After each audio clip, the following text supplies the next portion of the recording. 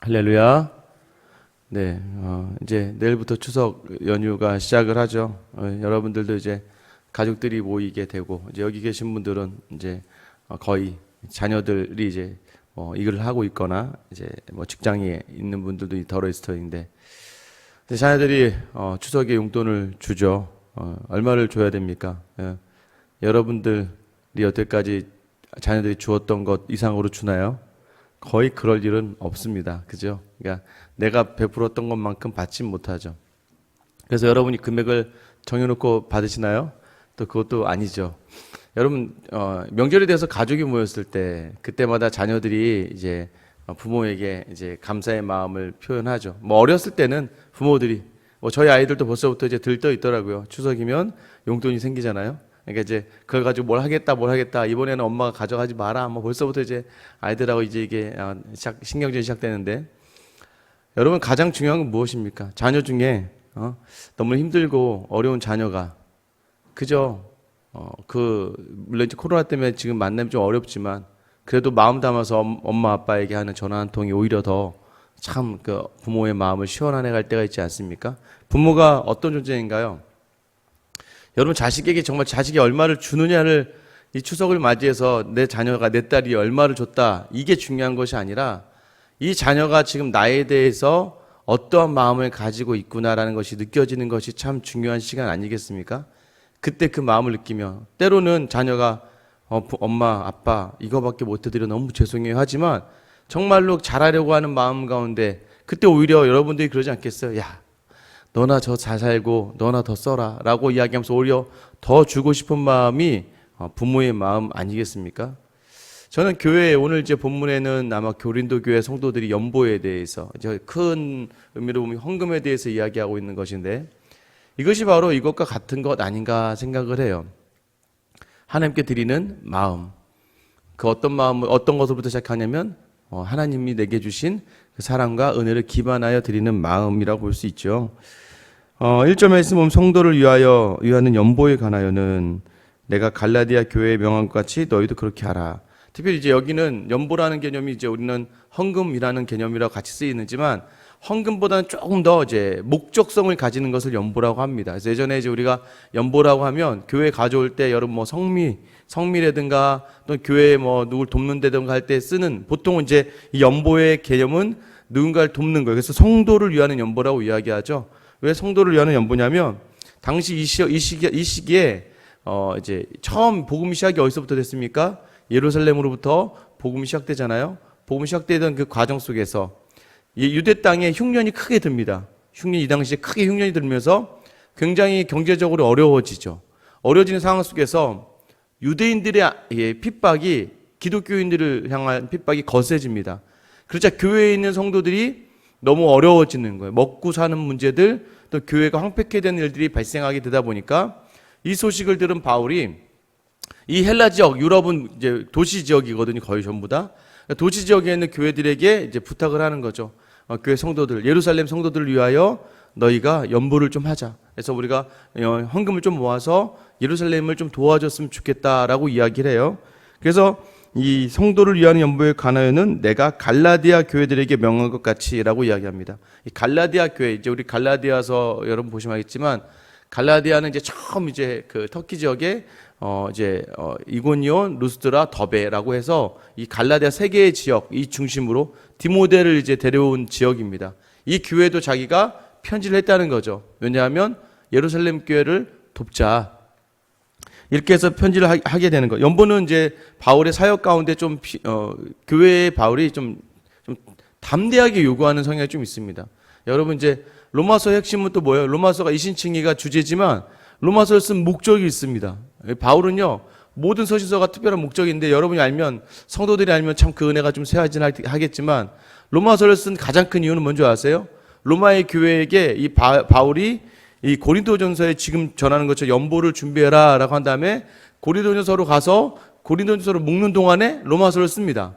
로마서를 왜 쓰냐면, 로마의 교인들에게 예수 그리스도에 대해서 설명을 한 다음에, 내가 스페인까지 가서 좀 선교를 해야 될 거니까 로마 교회 성도들, 너희들이 좀 돈을 좀 모아서 내가 갈 때 그 돈을 나에게 좀 줘라. 그럼 내가 그 돈을 가지고 스페인에 가서 내가 선교를 하겠다라고 합니다.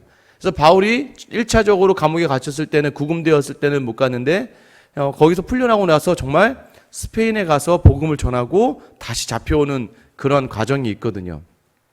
바울은요 참 대담했습니다. 그러니까 대담하게 그냥 성도들 교회에 돈을 준비해. 내가 가서 그 돈 가지고 내가 뭐 할 거야. 오늘도 뭐예요? 그 돈을 준비해. 내가 예루살렘을 도와야겠어라고 이야기하는 그 이제 강한 이 의지를 담아내죠. 그래서 중요한 건 이제 연보의 방법이 있습니다. 헌금의 방법에 대해서 이야기합니다. 2절 말씀 보세요. 매주 첫날에 너희 각 사람이 수입에 따라 모아두어서 내가 갈 때에 연보를 하지 않게 하라. 매주 첫날이 언제인가요, 여러분? 달력을 보면 언제예요? 일요일이잖아요. 달력 보면 일요일부터 시작하죠. 이 태양력에 있어서, 그러니까 그 로마의 그 달력의 매주 첫날은 일요일입니다. 우리가 주일이라고 부르는 게 뭐예요? 토요일이 안식일이고 안식 후 첫날 예수님이 부활하셨잖아요. 안식 후 첫날이니까 일요일이 우리 이제 그 예수님 부활하신 날. 그래서 우리는 신약 시대 이후부터 예수님의 부활에 초점을 둬서 주일로, 주의 날로 이 주일을 지내는 거죠. 근데 이것이 역사적으로 어떻게 됐는지 오늘 본문이 설명해 주는 거예요. 아, 첫날, 주일 첫날, 매주에 첫날이라고 얘기하잖아요. 그러니까 일요일마다 성도들이 모여서 예배를 드리며 헌금을 모았다는 것을 역사적으로도 오늘 본문이 설명해 주고 있는 거예요. 그래서 초대교회에서 주일에 모였다는 거죠. 주의 날을 기념하며 주일날 모여서, 자, 매주마다 모일 때마다 예루살렘을 향하는 헌금을 준비하라고 이야기해요. 이 이야기는 무엇입니까? 헌금의 방법이 있어요. 헌금은요, 갑자기 막 순간적으로 어떤 목적을 가지고 걷는 것이 아니라 차근차근 갑자기 우리가 주시는 여러분과 이게 멀리 많은 것을 계획하고 생각하면서 준비하는, 무리하지 않게끔 하라는 것이죠. 교회가 건축을 준비합니까? 그럼 천천히 건축을 준비하면서 낸 준비된 돈으로. 저는 가장 한국교회 요즘에 여러분 대형 교회가 한 100개 정도 교회가 경매에 나왔대요. 왜 경매에 나왔겠습니까? 이 교회를 무리하게 짓고 그러고 나서 이제 대출금 갚는 그게 너무나 힘이 들다 보니까 결국엔 어떻게 돼요? 교회가 경매로 지금 대형 교회들 한 100개 교회가 지금 나와 있다고 그러더라고요. 여러분 그 건물이 교회가 아니라고 고린도 1장에서부터 이야기하잖아요. 저는 처음에 이 교회 와서 제가 제일 마음에 들었던 거 하나, 이 본당이 너무 마음에 들었습니다. 우리가 상가에 있긴 하지만 딱 교회 본 순간 제 머릿속을 딱 하나 강퇴한 건 딱 하나밖에 없어요. 제가 성도들에게 얘기했지만 교회 건축 안 해도 되겠다, 이거 하나였거든요. 교회가 건축 안 해도 되겠다는 이야기는 뭐냐면, 여기 지금 우리가 이제 한 170석 정도 되는데 160석 정도 좀 넘는데 의자를 좀 지금 저희 넓게 해놨잖아요. 이걸 타이트하게 깔면 300석 정도가 깔리겠더라고요. 300석 정도면요 한 1, 2, 3부 예배 드려도 한 1000명 이상을 커버합니다. 하나님의 은혜 주셔서 그렇게 주신다면 1000명까지도 감당할 수 있는 교회 본당이 이게 성도들에게, 제가 일전에 저희 어머니 아버지가 이제 건축을 이제 한 교회를 한 3번 정도 교회를 3번에서 4번 정도 교회를 건축하신 것 같거든요. 교회 건축할 때마다 중직자들에게 가장 큰 부담이 되지 않습니까? 건축을 하니까 얼마를 작정하고, 보니까 성도들이 피폐해집니다. 어떤 장로님은 막 타시던 차를 팔고, 어떤 장로님은 정말 집을 방 한 칸을 줄이면서 이사를 해야 되고, 어떤 분은 대출 빚을 내서 교회에 헌금을 해야 되는, 저는 그게 참 불편할 수 있겠지만, 물론 성도들이 요구를 해서 하는 거니까 그것도 무시는 못하죠. 성도들이 불편하니까 목사님 우리가 함께 감당해 낼게요 라고 하면서 건축하는 것은 괜찮지만, 그렇게까지 하면서 다른 누군가는 그것 때문에 상처를 받을 수 있다는 것을 보면서, 그래서 건축하려고 하면 교회 성도들이 많이 떠난다고 하지 않습니까? 그렇게까지 하면 교회를 떠나보내면서 교회를 짓는다? 이거는 좀 문제가 있죠. 또 그 장단점이 있겠지만 제가 여기 마음에 들었던 건 그거 하나였어요. 또 하나는 이제 이 헌금의 원리 중에 이야기할 때 뭐라고 이야기하냐면, 각 수입에 따라서라고 이야기하지 않습니까? 너희 각 사람이 수입에 따라 모아두어라. 물론 이제 이 본문 이 말씀이 뭐냐면 각자의 상황과 환경 속에서 내라는 거예요. 여러분 제가 아까 말씀드렸지만 더러는 이제 부모님께 용돈 드리는 가정들이 있습니다. 쉽지 않지만 이제 뭐 부모님께 매달 용돈 드리는 가정이 있어요. 근데 그 가정이 부모님이 아예 정해놓고, 야, 이제 그런 분도 더러 계시더라고요. 너 10분의 1 직장 생활할 때 10분의 1 엄마한테 무조건 내. 물론 이제 그 돈 모아서 뭐 하겠습니까? 나중에 이 자녀 시집 가거나 장가 갈 때 더 돕겠죠. 어머니 아버지 마음 그런 마음이겠죠. 돈 함부로 쓰지 말고 10분의 1 내. 이렇게 했는데 자녀가요, 버벅버벅 되면서 그 막 돈도 막 이것저것 쓰다 보니까 돈이 없는데 그 10분의 1을 엄마한테 막 드리는 그 과정 속에서 부모가 그걸 알면 부모가 그것을 달라고 하겠습니까? 오히려 안타깝죠. 하나님 이 바울을 통해서 오늘 주신 말씀은 각 수입에 맞춰서 내라는 거예요. 헌금을 할 때는요, 내게 주어진 것에 맞춰서 내가 살아내고 감당해내고 또 그 가정 가운데 하나님 주신 감사를 담아내는 것이죠. 한 가정이 이제 저에게 찾아왔습니다. 그래서 이제 상담을 하다가 펑펑 우는 거예요, 이 집사님. 왜냐하면 하나님 앞에 자기가 온전히 11조를 해야 되는데 11조 못한다는 거죠. 그런데 제가 아무리 봐도 11조를 못해요. 왜냐하면 남편은 즉 이 믿음이 없으니까 남편은 뭐 맨날 일도 잘 못 나가지고 가끔 노가다 나가는데 나갔다가 뭐 거의 쉬는 날이 많죠. 술이나 먹고 맨날 돈이나 쓰고 다니니까 우리 남편이 벌어온 돈 얼마 되지도 않고 아이들 뭐 학교로 보내야 돼. 학교 보내고 아이들 옷 입히고 하다 보면 11조를 제대로 내지 못하는 거예요. 뭐 이자 내고 뭐하고 하다 보면 금서 와가지고 목사님 제가 11조를 드려야 되는데 이 11조 너무 못 내서 너무나 저 힘들어요 하면서 그럼 항상 이제 자기가 자기의 용돈이나 써야 될 거 버스 타야 되는 걸 걸어 다니면서 돈을 모아서 항상 헌금을 내시는 분이세요. 마음속에 그 마음이 너무 무겁다는 거예요. 제가 그 말씀드렸어요. 아니 집사님 그러지 마시라고. 하나님의 마음은 우리 부모의 마음보다 더 높고 크신 분이죠. 그 마음을 드리는 거지 돈이 중요해. 10분의 1은 내 인생을 하나님이 기뻐하시는 삶을 살겠습니다라는 작정의 결단이지 헌금은 그것이 마치 내가 이걸 드리지 않으면 죄를 받고 이걸 드리지 않으면 내가 상을 받지 않는 것 개념은 아니라는 것이죠. 바울은 이야기합니다. 각 수입에 맞춰라. 너무 무리하지 말아라. 간혹 가다가요. 물론 이제 그렇지 않은 분도 계시지만 내 교회 직분자이기 때문에 내가 막 더 해야 될 경우가 생깁니다. 제가 그 마음을 이해가 되더라고요. 적어도 이 교회 한 교회 담임이 되다 보니까 그 마음이 이해가 돼요. 제가 담임 목사다 보니까 교회에 있는 항목에 있는 헌금을 제가 다 내지 않으면 안 되는 거더라고요. 제가 담임이 돼서 이제 더 보니까 제가 정한 항목들이잖아요. 저랑 이제 말씀하셨으니까 뭐 감사헌금 11조 뭐 다음 세대 선교 막 이렇게 그래서 제가 이 항목을 함부로 정하면 안 되겠구나. 이거 내가 더 큰 부담이 되겠구나. 왜냐면 제가 목사다 보니까 저도 모르게 여기에 더 이렇게 가게 되는 거죠. 근데 그러나 여러분 아셔야 될 것은 내 생활에 대한 우선을 감당하고 또 이 수입에 대해서 적당하게 11조도 너무 많이 내지 마시라고요. 11조도 정말 내가 버는 것에 10분의 1이 안 되든 간에 이것을 가지고 내가 하나님 주신 거 하나님을 위해 살겠습니다. 뭐 어떤 작정으로요? 나머지 10분의 9도 하나님이 원하시는 방법으로 살겠습니다. 내 자녀를 먹여도 하나님 주신 것으로 먹일 것이고 내가 옷을 사 입어도 이것은 하나님 주신 것으로 알고 사 입을게요라고 작정하는 마음으로 내는 것이 11조의 마음이라는 것이죠. 그리고 무리하게 헌금하지 말라는 거예요. 하나님이 내 삶에 살라고 주신 자리들을 감당해내고 그 다음에 하나님 이 한 달 살게 해주셔서 감사합니다는 마음을 담아서 드리는 것이죠. 이것이 바로 하나님의 마음 아니겠습니까? 이제 교회들마다 너무나 헌금을 강요하는 교회들이 참 많이 있습니다.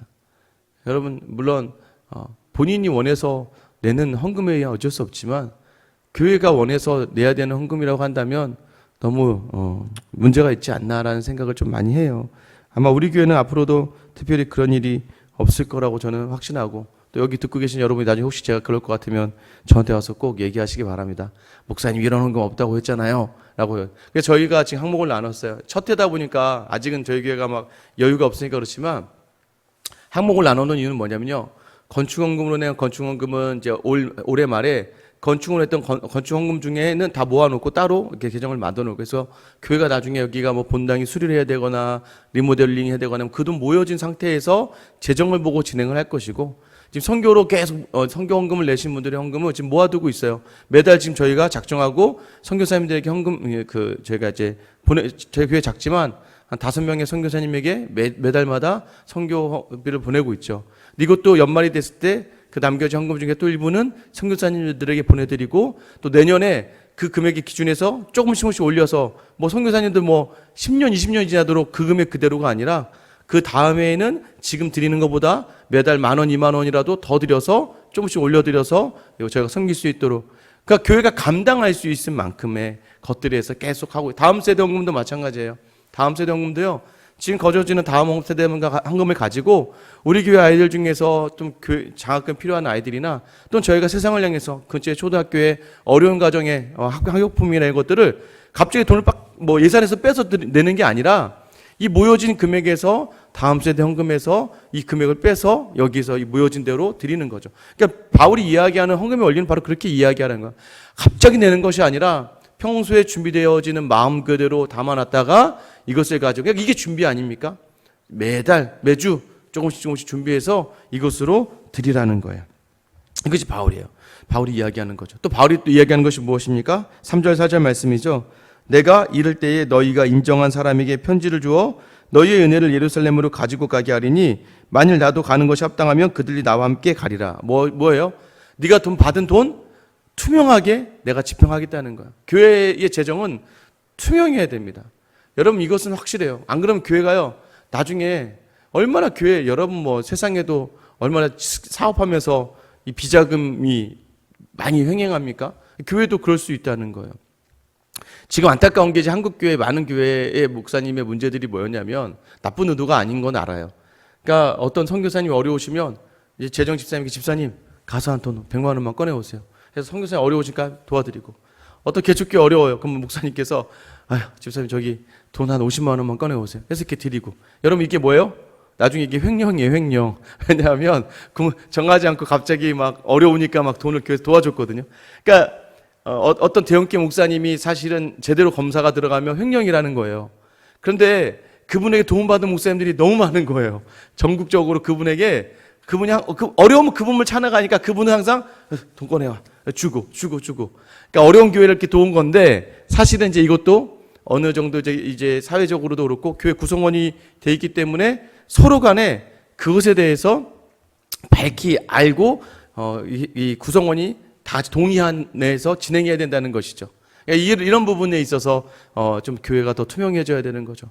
우리 교회 여러분이 관심 있으신 분들이야 그렇지만 저희가 분기별로 이제 9월달 이제 이번 주가 끝났기 때문에 또 이번 주에 올라가겠지만 홈페이지에 이제 저희 교회 성도님들은 다 볼 수 있게 매 3월 마지막 주마다 홈페이지에 재정 상태를 올립니다. 그래서 헌금이 얼마였고 어떻게 쓰여졌는지 항목을 달아서 구체적으로 홈페이지에 올려요. 그리고 더러 제가 말씀드려요. 원하시는 분들은 홈페이지에 들어가기 보기 어려우신 분들은 저에게 찾아오면 제가 출력해서 드리겠다고 합니다. 그런데 아무도 잘 보지 않으세요. 투명하게 올려놔도 안 보시더라고요. 관심을 좀 가지시고 좀 보시면 좋겠는데 교회 몇 분 외에는 보시지 않더라고요. 그래서 좀 안타까운 마음이 있지만 그래도 항상 교회는 투명하게 재정을 공유하고, 또 제가 돈을 써야 될 경우가 생기면 항상 운영위원회에 이제 단톡방에 얘기를 하죠. 어떤 선교사님이 힘이 든데 이분에게 좀 한 20만 원 정도 보내줬으면 좋겠습니다라고 운영위원회에 이야기해서 지금 모일 수가 없으니까, 그래서 그 동의를 구하고 그 다음에 이제 집행을 해 나가는 것이죠. 교회는요 재정적으로 투명해야 됩니다. 그래야 돼요. 바울이 이야기하는 게 무엇이에요? 내가 가져간 돈을 너희가 사람을 통해서 가져가게, 그 돈이 온전하게 전달되는지, 어디에 쓰이는지, 얼마가 모여졌는지를 너희로 하게 해라. 그러나 만약에 내가 필요하면 내가 하겠다는 것이죠. 근데 중요한 건 여러분, 이 연보의 가장 큰 핵심 무엇입니까? 2절 마지막 절에 3절에 이렇게 이야기하죠. 내가 이럴 때에 너희가 인정한 사람에게 편지를 주어 뭐라고 얘기해요? 너희의 은혜를 예루살렘으로 가지고 가게 하리니. 여러분, 연보의 가장 중요한 마음은 바로 하나님께 받은 은혜를 나눈다는 것이에요. 그것이 바로 이 하나님께 드려짐에 있어서 가장 큰 중심입니다. 내 마음을 드리는 거예요. 다시 한번 말씀드리면 하나님은 거지가 아니에요. 하나님이 없으신 분이 아니에요. 하나님은요, 제가 헌금 이야기할 때마다 항상 이야기하지만 자신 있게 이야기할 수 있는 건 헌금을 얼마를 내라가 아니에요. 네 마음을 담으라는 거예요. 그 마음에 담겨진 것이 심지어는 10,000원이든 1,000원이든 하나님이 너무나 귀하게 받을 수 있는 과부의 그 두 고들한테를 정말 두 랩돈을 정말 마음으로 정말 받으셨던 하나님의 그 마음을 받기를 원하신다는 거예요. 그러나 1,000만 원 1억을 내더라도 아나니아와 삽비라 같이 냈다가는 하나님이 결코 기뻐하시지 않아요. 자기 전 재산의 반절을 낸다 할지라도 하나님을 향한 온전한 마음이 아니면 그것은 하나님이 기뻐하시는 것이 아니라는 거예요. 그리고 내가 그럴 만한 믿음이 없으면 내지 마세요. 차라리 그 믿음을 달라고 기도하시고 오히려 헌금을 못 내도 좋으니까 하나님 앞에서 거짓되이 행하지 않고 외식적으로 행하지 않기를 바랍니다. 그것이 바로 하나님이 우리에게 원하시는 마음이라는 거예요. 이 핵심이 무엇입니까? 이제 디모데한 이야기도 나오는데 내가 이제 시간 계상 간단하게 말씀드리면 디모데를 내가 너에게 보내겠다라고 얘기해요. 왜냐하면 바울이 아직 교회 이 헌금을 걷는 이유로 디모데를 보내는 것도 있지만 교회 안에 있는 여러 가지 분쟁의 해결에 그 선물로 디모데를 보내요. 근데 뒤에 보면 12절에 보면 형제 아볼로에 대하여는 그의 형제들과 함께 너에게 가라고 내가 많이 권하였을 때 지금은 갈 뜻이 전혀 없으나 기회가 있으면 가리라. 그러니까 아볼로가 누구예요? 이 고린도 교회 담임 목사님이었어요. 근데 지금 아볼로가 에베소로 잠깐 어떤 이유에 와 있나 봐요. 왜 와 있는지 여러분 이제 대략 짐작하면 고린도 교회가 분쟁이 막 많아지니까 그래서 고린도전서 1장에 보면 나는 아볼로파다, 나는 바울파다, 나는 게바파다라고 하면서 교회 안에 싸움이 일어났던 그 싸움을 일으켰던 사람들이 지도자, 그러니까 누구인가 여러분도 마찬가지예요. 우리 교회 안에서 난 담임 목사님 편이야, 난 저 장로님 편이야, 나는 저 전도사님 편이야라고 했던 그 당사자잖아요. 아볼로에게 바울이 몇 번 가라고 했나 봐요. 고린도 교회로 좀 가서 네가 고린도 교회를 다시 좀 화목하게 했으면 좋겠다. 아볼로가 인기가 굉장히 많았습니다.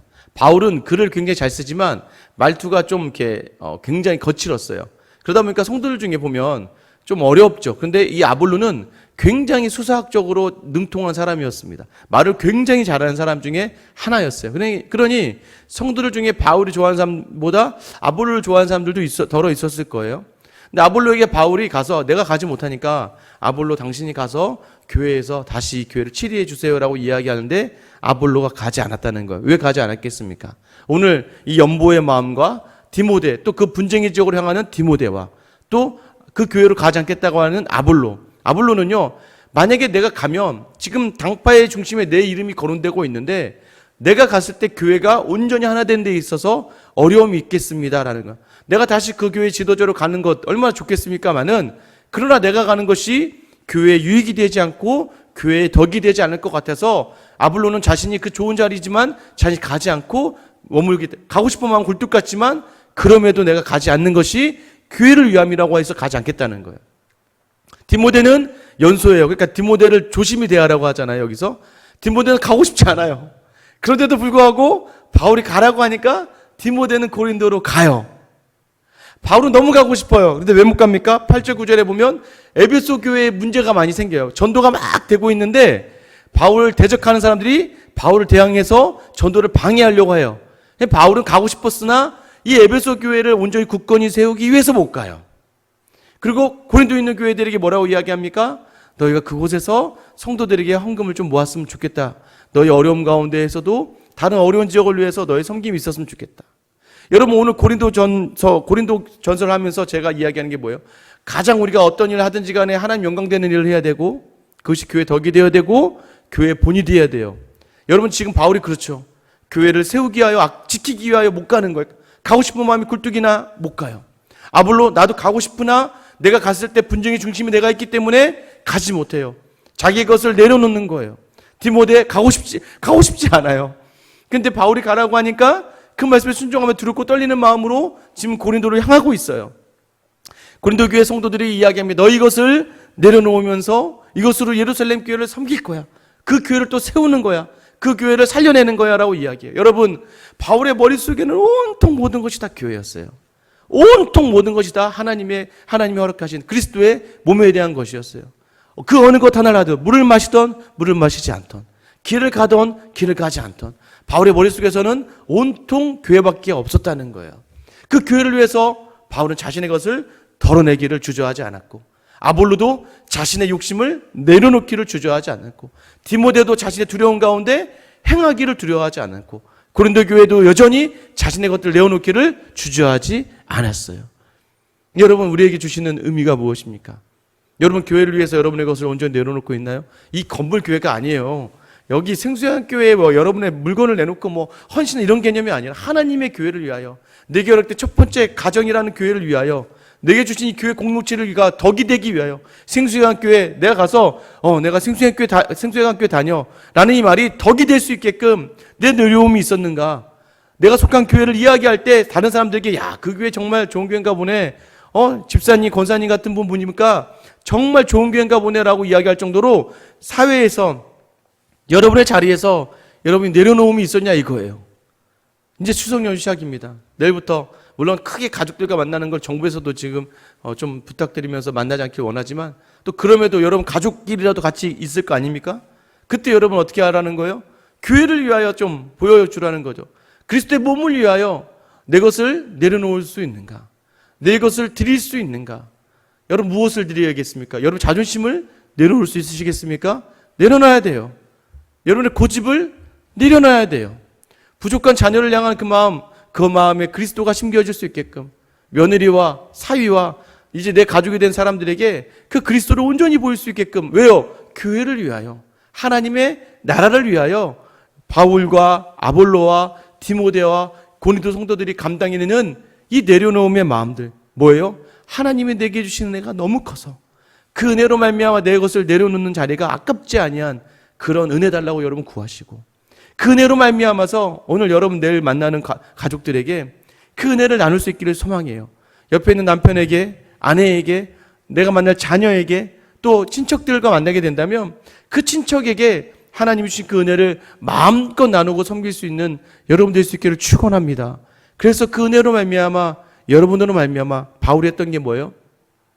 교회를 세우고 교회를 살리고 교회를 확장시키는 거예요. 그래서 여러분의 가정이 살아나고 여러분의 가정이 세워지고 여러분의 가정이 더욱더 확장되고 또 여러분 속한 이 교회가 더욱더 여러분으로 말미암아 영적으로 하나님 모시에 칭찬받는 교회, 더욱더 사람들에게 인정받는 넉넉함이 넘치는 은혜가 넘치는 그런 교회로 하나님께 복받는 그런 은혜가 있기를 예수님의 이름으로 축원합니다. 이 시간 같이 한번 기도하실게요. 오늘도 여전히 우리에게 원하시는 것이 무엇입니까? 여러분 바울의 마음, 바울은 정말 제가 봐도 온통 교회였습니다. 오직 예수 그리스도였어요. 내게 십자가 은혜 주신 그리스도, 내 생명 주신 그리스도. 그리고 바울의 이 마음 앞에 항상 나는 아무것도 아니구나라는 걸 느껴질 때가 많습니다. 오늘 여러분이 드려지는 그 마음이 어느 것에서 비롯되는 거예요? 하나님의 은혜로부터 비롯되어져야 돼요. 내게 주신 은혜를 묵상하십시오. 내게 주신 은혜를 찾아내십시오. 그러면 오늘 내일 우리 것을 포기하는 것이 아깝지 않은 거예요. 여러분 물질을 갖다 교회에 바치라는 게 아니에요. 내게 있는 것으로 하나님을 가리는 모든 것들을 내려놓으며 내 주변을 돌아보며 섬기고 사랑하고 아끼고 돌아보라는 거예요.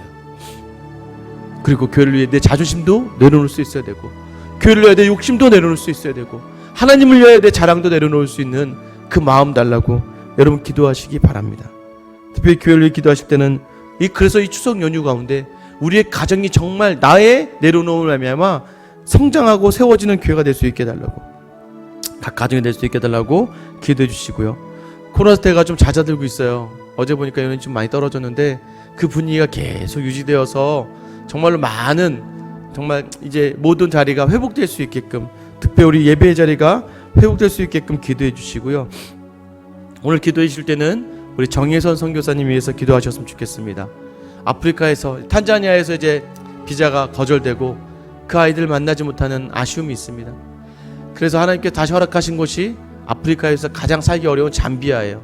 잠비아로 가는 그 과정 가운데 있습니다. 12월 달에서 1월 달 사이에 정탐을 가고 빠르면 바로 잠비아로 다시 들어갈 수도 있고 아니면 내년 3월 정도 생각을 하고 있는데 어느 때에 어떠한 방법으로 가시던 간에 하나님께서 인도하여 주시고 그 마음 그대로 붙잡아 주시며 사역이 잘 준비되어 줄 수 있도록 여러분 기도해 주셨으면 좋겠습니다. 그래서 오늘 나와 교회와 코로나 사태 속에 있는 이 나라와 한국교회와 우리 정혜서 선교사님 위해서 우리 주님이란 부르며 기도하며 나아가겠습니다.